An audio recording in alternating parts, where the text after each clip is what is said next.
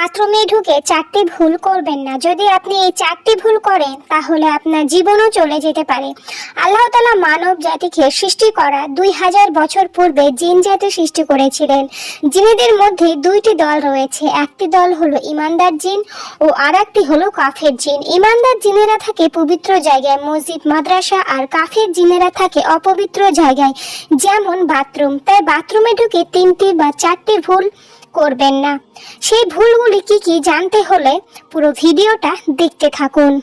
1 নম্বর, বাথরুমে ঢোকার আগে দোয়া পাঠ করুন। দোয়া না পারলে বিসমিল্লাহ পাঠ করুন এবং বাম পা দিয়ে বাথরুমে প্রবেশ করুন। এবং 2 নম্বর, বাথরুমে গিয়ে আয়না দেখবেন না। 3 নম্বর, বাথরুমে উলঙ্গা হয়ে গোসল করবেন না। এটি করতে নবীজি স্বয়ং নিজেই নিষেধ করেছেন। উলঙ্গা হয়ে গোসল করলে কাফের জিনেরা আপনার উপরে আক্রমণ করতে পারে। 4 নম্বর, বাথরুম